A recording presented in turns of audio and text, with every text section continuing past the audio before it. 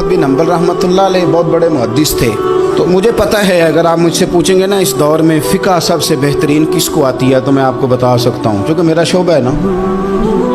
आप पूछेंगे सरफ नाव का उस्ताद कौन अच्छा है तो मैं बता दूँगा कि कहाँ पे है, कौन है, मेरा शोबा है। इसी तरह से मेडिकल के शोबे से वाबस्ता लोगों से आप पूछेंगे कि हार्ट का डॉक्टर कौन सा अच्छा है तो बता देंगे। पूछेंगे भाई मैंने एक नाक कान गले के डॉक्टर के पास जाना है, तो जिसका जो शोबा है उसे पता होता है। मदरसे के बच्चों को भी पता होता है कि कौन सा आदमी कहाँ बेहतरीन पढ़ाने वाला है। एक बुजुर्ग थे शाह बकीउद्दीन इब्ने मखलद, वो कहते हैं मुझे पता चला कि इस दौर में नबी करीम अलैहिस्सलाम की हदीस जो सबसे बेहतरीन पढ़ाते हैं वो इमाम अहमद बिन हम्बल हैं। उनको हुजूर की हदीस से जो खास शगफ है वो किसी और को नहीं। कहते हैं मेरे दिल में लौ लग गई, हालांकि मैं अमीर घराने से था। मैं कश्ती में बैठा इमाम अहमद बिन हम्बल के पास आने के लिए, रास्ते में तूफ़ान आ गया, कश्ती हिचकोले खाने लगी। किसी तरीके से एक जजीरे के साथ जाके कश्ती लगी, टूट गई, बिखर गई। मैं जजीरे पे उतर गया, और भी कई लोग थे। एक महीना वहाँ रहना पड़ा। बारिशें ख़त्म हुई, मौसम ठीक हुआ, तो एक कश्ती दिखाई दी आती हुई। फरमाते हैं कि वो उस कश्ती में मैं बैठा, दोबारा बगदाद गया। मुझे सफ़र तय करते 2.5 महीने गुजर गए। वो जजीरे पे महीना पत्ते खा के भी गुजारा करना पड़ा। निकला था इल्म हासिल करने। जब बगदाद शरीफ पहुंचा, लोगों से पूछा इमाम अहमद बिन हम्बल का मदरसा कहाँ है? उन्होंने कहा वो मदरसा तो बंद हो गया है, वक्त का बादशाह मुखालिफ हो गया, मस्जिद मदरसा सील कर दिया। इमाम साहब कहाँ हैं? कहा घर के अंदर कैद हैं। उनके घर को सब जेल बना दिया, चारों जानिब पुलिस खड़ी है, और वैसे भी बगदाद में कर्फ्यू है, हर चौक चौराहे में पुलिस वाले खड़े। शाह बकीउद्दीन कहते हैं इतना कुछ सुनने के बावजूद भी मेरा जज्बा ठंडा नहीं हुआ। वो महीने में सफ़र की सोबतें गो सुना था कि आस्ताना यार दूर है, पर हमने भी ठान ली थी कि जाना।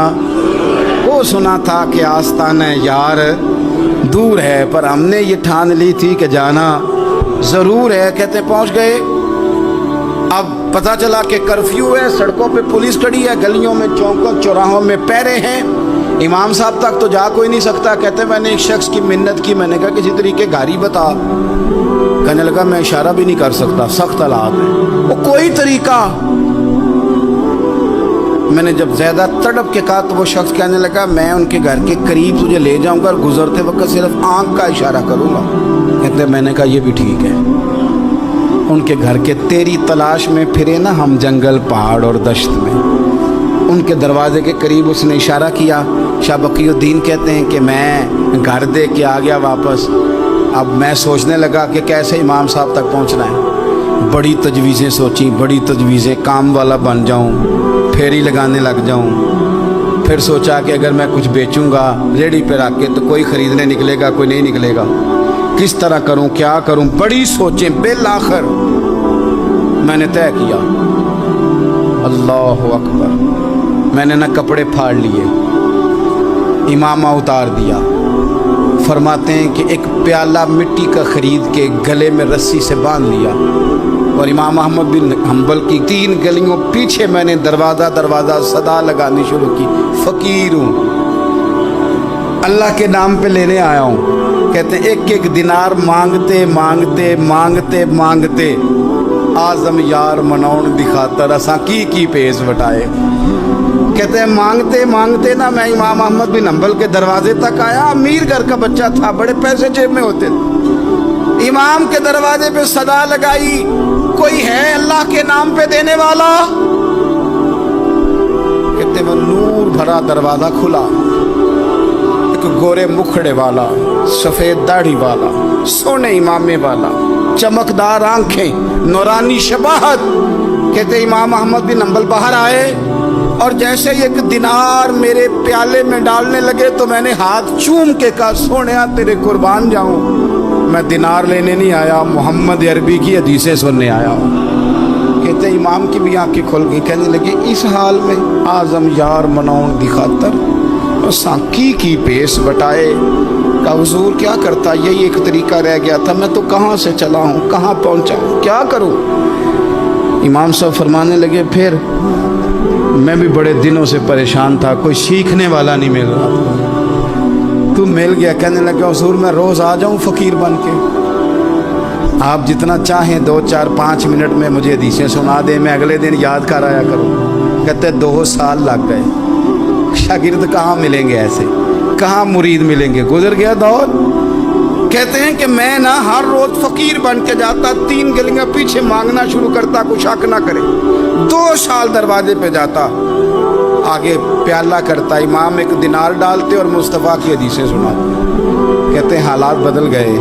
2 साल के बाद हुकूमत बदल गई, इमाम का मदरसा बहाल हो गया, रश हो गया।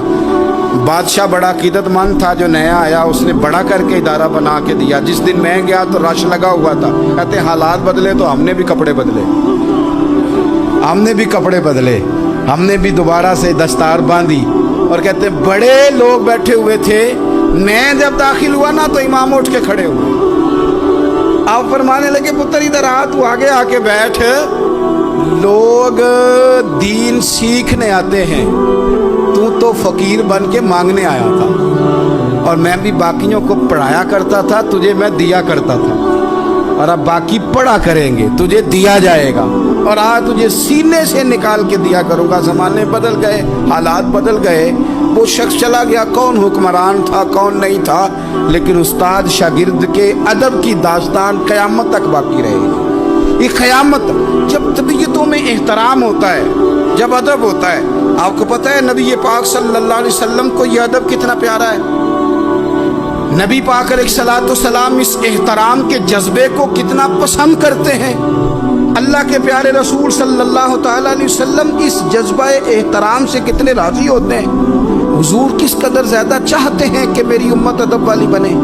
नबी पाक अलैहिस्सलाम अदब वाले लोगों के बारे में इतने राजी हैं, इतने राजी हैं, इतने खुश हैं। हुजूर इतना नवाजते हैं। मैंने ये हदीस पढ़ी तो यूँ लगा कि जैसे रूह वजद करने लगी है।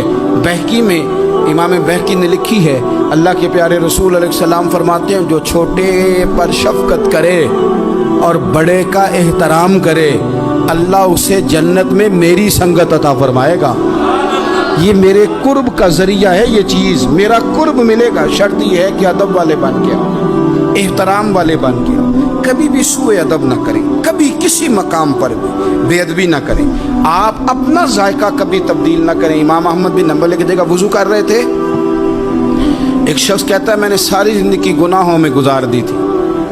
तो इमाम साहब ना वुजू कर रहे थे झील पर बैठ के। तो झील इस तरह होती है, पहाड़ हैं, ऊपर को पानी नीचे आ रहा है। तो कहते इमाम साहब नीचे बैठ के वुजू कर रहे थे, तो मैं ऊपर बैठ के ना वुजू कर रहा था या पानी पी रहा था। तो मैंने देखा कितने बड़े इमाम नीचे हैं। कहते मैं ना, मेरे दिल में ख्याल है यार मैं सारी ज़िंदगी गलत कामों में गुजारी है, पर जो भी है ये रसूलुल्लाह के दीन के आलिम है। कहते हैं वो हुजूर के दीन की इज्जत करने के लिए मैं ऊपर से उठा आके ना, तो मैं थोड़ा पीछे जाके नीचे बैठ गया। जो मेरी हाजत थी, पानी पीना था या मुँह धोना था, मैं वो करने लगा। कहते हैं इमाम साहब ने फिर यूँ नज़र मेरी तरफ देखी, पता नहीं उन्होंने क्या दुआ दी कि रब ने मुझे तौबा की तौफीक अता फरमा दी। मैं अल्लाह के फजल से, अल्लाह ने मेरा दिल मोड़ दिया और मैं रब करीम की बारगाह की जानिब मेरी तवज्जो हो गई। खुदा ने मुझे उस अदब की बरकत से अपनी बारगाह की तरफ अल्लाह तबारक व तआला ने मुझे मोड़ लिया। बेअदबी तो बंदे को कुफर तक ले जाती है, बेअदबी तो कुफर तक ले जाती है। अगर बंदा बेअदब होता होता अल्लाह रसूल की बेअदबी तक पहुंच जाए तो दूर निकल गया। लेकिन यहाँ बाकायदा बेअदबी को प्रमोट किया जा रहा है। कभी भी बेअदब ना बने, अदब वाले रहें, अदब वाले बन के जिएँ, अदब वाले बन के दुनिया से जाएं।